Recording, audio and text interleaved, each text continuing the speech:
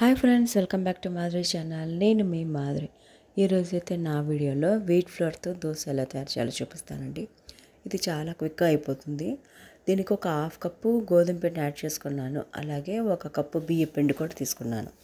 ఇందులోనే ఒక half table spoon వరకు ఈ మైదా కూడా యాడ్ చేసేసుకొని దానికి సరిపడా సాల్ట్ వేసేసుకొని దీంట్లో జీలకర్ర, దీనికి సరిపడా వాటర్ ఇవన్నీ యాడ్ చేసేసుకొని మనమైతే ఈ బ్యాటర్ అనేది లూజ్ టెక్స్చర్ వచ్చే వరకు మిక్స్ చేసుకుందాం.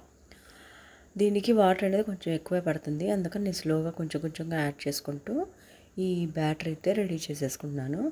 ఇందులో మనం కట్ చేసి పెట్టుకున్న ఈ కొత్తిమీర, అలాగే పచ్చిమిరపకాయలు, ఈ క్యారెట్ తురుము వేసేసుకొని ఇవన్నీ వేసుకొని మిక్స్ చేసుకుందాం. ఇదైతే ఒక 15 నిమిషాలు పక్కన పెట్టుకుందాం.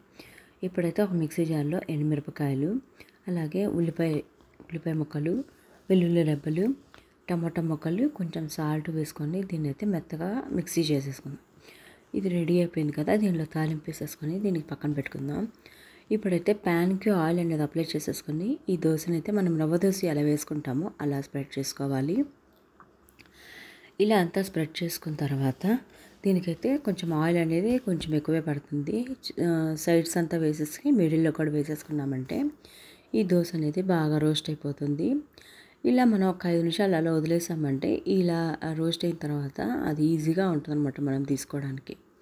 ఇలా అంతా రెడీ. ఇప్పుడైతే నేను ఈ దోశ అనేది టర్న్ చేస్తున్నాను కదా, కలర్ అనేది మారిపోయింది. ఇలా కలర్ మారిపోయిన తర్వాత దీన్ని టర్న్ చేసేసుకున్నామంటే క్రిస్పీగా ఉండే గోధుమ పిండి దోశ అయితే రెడీ అయిపోతుంది. సారీ అండి, నేనైతే ఆ దోశ తీయడం కొంచెం ఇరిగింది.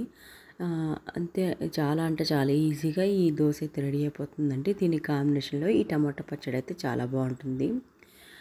ఈ వీడియో అయితే మీకు నచ్చింది అనుకుంటున్నాను. నా వీడియో నచ్చితే నా ఛానల్ని లైక్ చేయండి, షేర్ చేయండి, సబ్స్క్రైబ్ చేయండి. Thank you for watching.